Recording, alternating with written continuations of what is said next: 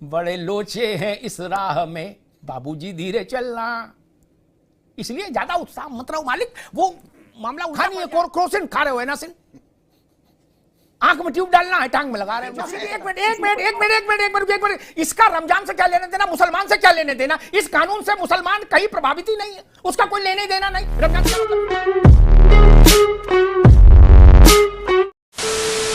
नमस्कार दोस्तों, स्वागत है आपका अमिताभ अग्निहोत्री जी की एक नए जोरदार धमाकेदार डिबेट वीडियो में।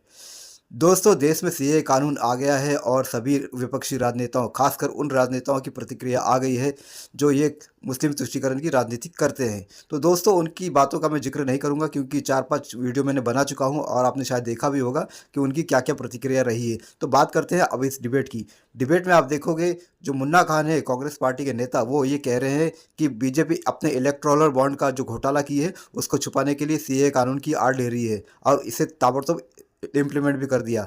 और दूसरी तरफ जो जोशी जी हैं, समाजवादी पार्टी के प्रवक्ता, वो ये कह रहे हैं कि ये रमज़ान के दिन ही क्यों इस सीए कानून को लाया गया, ये मुस्लिमों के खिलाफ है। तब अमिताभ अग्निहोत्री जी शुरू हो जाते हैं अपना तेल और पानी लेकर और इनके ऊपर चढ़ाई कर देते हैं और इनकी अच्छी तरह से रगड़ाई और घिसाई करते हैं और अपने शब्दों से इनको अच्छी तरह धोते हैं। तो दोस्तों, बड़ी ज़बरदस्त और मज़ेदार डिबेट वीडियो है, पूरा देखिए, आपको आनंद अवश्य आएगा। तो चलिए शुरू करते हैं डिबेट वीडियो, लेट्स स्टार्ट। ये क्या चल रहा है शमशेर सिंह जी? देखते हैं। कई विसंगतियां हैं। मुझे लग रहा है कि एक तो पढ़ना लिखना बहुत जरूरी है सबके लिए, केवल पत्रकार के लिए नहीं, नेता के लिए भी।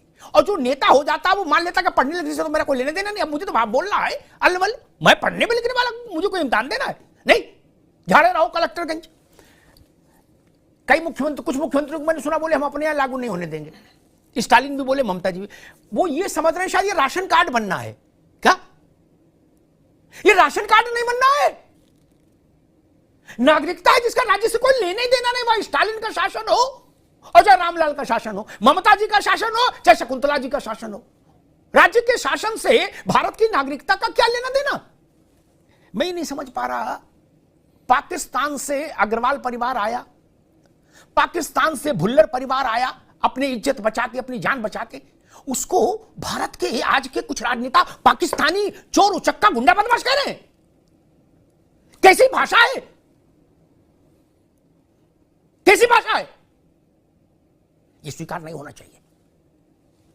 मुन्ना खान साहब, मैं 5 नेताओं के नाम लेता हूं, महात्मा गांधी, सरदार वल्लभ भाई पटेल, भीमराव अंबेडकर, बाबू राजेंद्र प्रसाद और खुद कांग्रेस पार्टी, व्यक्ति ने पार्टी, इन सब ने विभाजन के समय वक्तव्य जारी करके कहा कि पाकिस्तान में कोई भी अल्पसंख्यक जिस दिन भी अपने को उपेक्षित, पीड़ित, प्रताड़ित महसूस करे, भारत आए, भारत दोनों बाहें फैलाकर उसका स्वागत करेगा।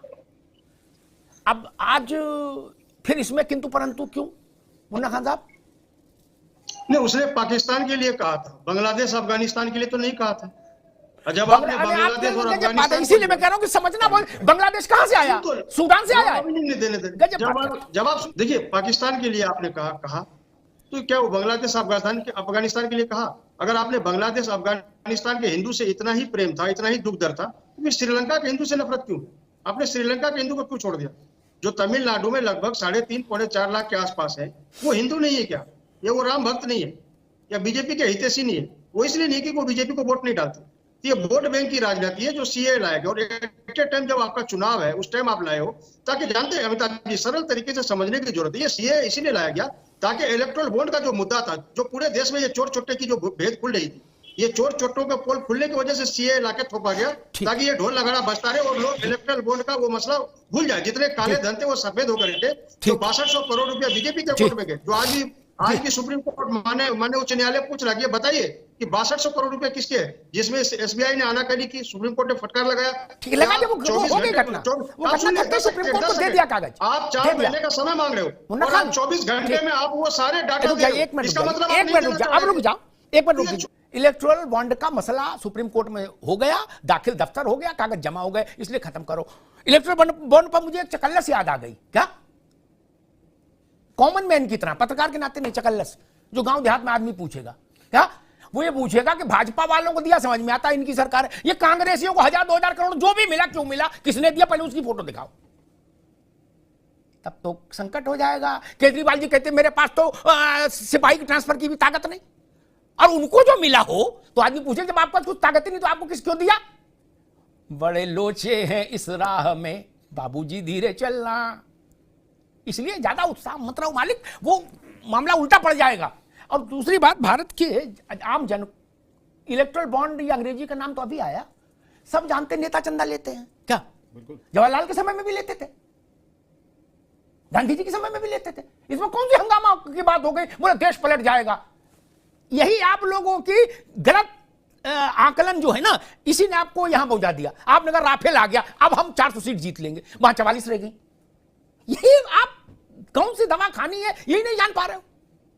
खानी है क्रोसिन, खा रहे हो एनासिन, आंख में ट्यूब डालना है टांग में लगा रहे हैं, उसी दिक्कत आती। जोशी साहब, योगी जी ने कहा था सीए पर गलत बयानी करने वाले, माहौल खराब करने वाले अब्बा जान और चचा जान सब लोग सुन लें, ये उनके शब्द, चचा जान और अब्बा जान सब सुन लें, गलत फहमी फैलाएंगे, अब्बा जान चचा जान भी सुन लें, उनके अनुयायी भी सुन लें, तो सरकार सख्त कार्रवाई करेगी। आपके कल तक जो नेता थे, राष्ट्रीय महासचिव, राष्ट्रीय नेता थे, राष्ट्रीय महासचिव थे, प्रातः स्मरणीय स्वामी प्रसाद मौर्य के खिलाफ मुकदमा दर्ज हो गया है क्या? क्योंकि वो भी पढ़ने लिखने से मेरे ख्याल से भगवान का आशीर्वाद है सहस्त्रों साल से दूर होंगे, समय नहीं मिल पा रहा होगा, इतनी राष्ट्र सेवा में वो लगे रहे होंगे कि उनने ठोक दिया लिख के कि दलितों, आदिवासी, गिरिवासी, वनवासी, मजलूमों के खिलाफ है क्या? जबकि इससे को लेने देना नहीं था, उनके खिलाफ मुकदमा हो गया, जेल जाएंगे तो 10 साल जेल में रहेंगे। कायदे में रहोगे तो फायदे में रहोगे, कायदा टूटेगा तो गड़बड़ हो जाएगी। जोशी जी नहीं, माननीय अभी आप कहते हैं योगी जी ने उन पर वो लगाने का काम करा है, कानून का इस्तेमाल करके उनके दबाने का काम करा है। यही दबाने का नहीं, अरे भाई आप कानून तोड़ोगे तो मुकदमा नहीं होगा क्या? आपने कुर्ता पहन लिया तो आपको छूट हो जाएगी? अरे गजब बात कर रहे हो महाराज, कानून तोड़ोगे तो आपका नाम मौर्य हो या कोई हो, जेल तो जाना पड़ेगा।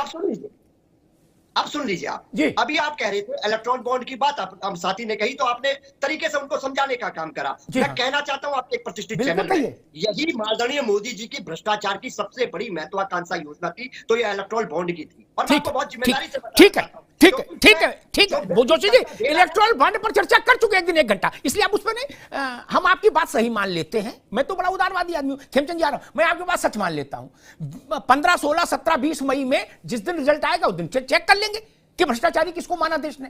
ठीक, अगर भाजपा को भ्रष्टाचारी मानेंगे तो 80 सीट आपकी आनी चाहिए यूपी में, और आपकी अगर आई 4 तो हम मान लेंगे कि आपका टाइम फिक्स हो गया।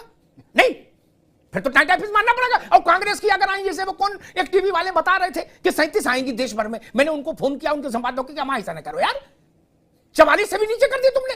बोले भाई साहब सच में 37 हैं क्या? मैंने 44 से एक ज्यादा देते, वहां तक तो इज्जत की बात थी, तुम 44 से भी नीचे ले आए। अब देखो भाई जोशी जी, आप मेरी आदत जानते हो, अगर आपकी सीट आई 4 क्या, और कांग्रेस की सीटें आई 50 के अंदर, तो हम आपके ये आरोप एक भी नहीं मानेंगे क्या, और आपसे कहेंगे आइए माफी मांगिए क्या? आपको देश के मन और मिजाज की समझ नहीं, आप झूठ बोल रहे थे, दुष्प्रचार कर रहे थे, तब ये कहूंगा। और इनकी आई 50 भाजपा वालों की, तो मुन्ना खान साहब को बुला के कहूंगा, और खेमचंद जी को कि आइए माफी मांगिए, आपने देश में गलत शासन किया, सीधी बात। लेकिन भागने किसी को नहीं दूंगा। मई में दूसरे हफ्ता में मोहम्मद तकी को भी नहीं, हमारे दोस्त हैं, हम इनसे बड़ा प्यार करते, फिर भी उस दिन भाई आना पड़ेगा, माफी मांगनी पड़ेगी, या मुझसे तारीफ लेनी पड़ेगी। कई कुछ मुख्यमंत्री कह रहे हैं कि हमारे लिए नागरिकता का सर्टिफिकेट और बीपीएल का कार्ड बराबर है, हम मोहर लगाएंगे, कोई माइकल लाल रोक नहीं सकता क्या? ममता जी करें ना, टीएमसी के दफ्तर से हम नागरिकता जारी कर देंगे, जितने रोहिंग्या है सबको, डोंट वरी। नहीं, केजरीवाल जी कह रहे कि अमानत, तो क्या बताया था, अमानत को चार्ज दे देंगे वो नागरिकता जारी करने का क्या?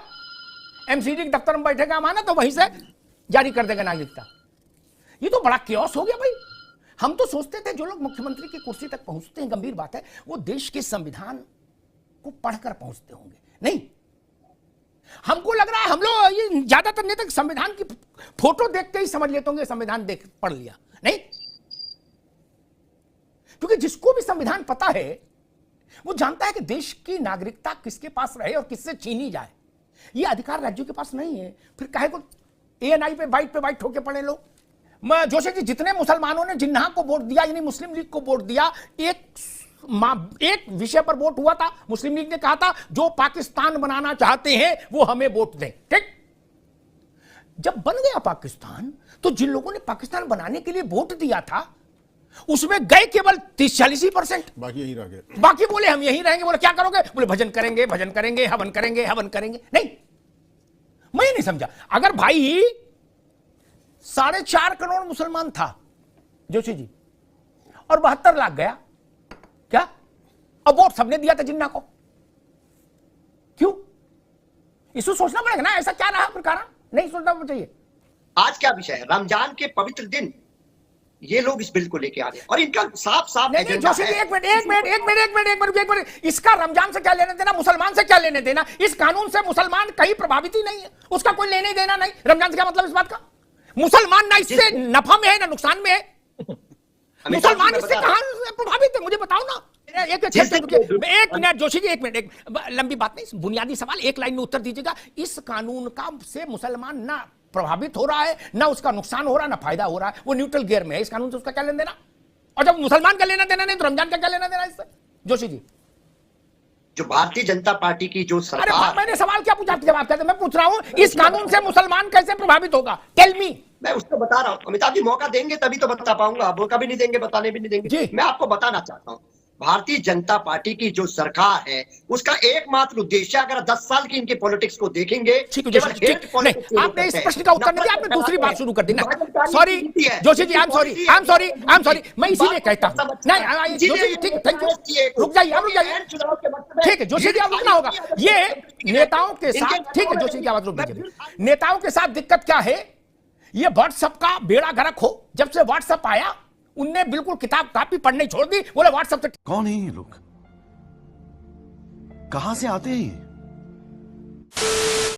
तो दोस्तों डिबेट हो गई खत्म, वीडियो हो गई पूरी। उम्मीद करता हूँ दोस्तों ये डिबेट वीडियो आपको पसंद आई होगी। तो दोस्तों अगर ये डिबेट वीडियो आपको पसंद आई तो चैनल सब्सक्राइब जरूर करते जाइएगा, क्योंकि सबसे लेटेस्ट और सबसे जल्दी वीडियो मैं ही लेकर आता हूँ। अगर आपको विश्वास ना हो तो आप आजमा कर देख लीजिएगा। अमिताभ अग्निहोत्री जी की जितनी भी वीडियो आती है मैं अपने 3 चैनलों में सबसे पहले डालता हूँ, रातों रात बनाकर सुबह सुबह अपलोड कर दिया करता हूँ। तो आपको ऐसी ही वीडियो लेटेस्ट देखना है तो चैनल सब्सक्राइब करते जरूर जाएंगे। मिलता हूँ आपसे अगले वीडियो में, तब तक के लिए जय हिंद, वंदे मातरम।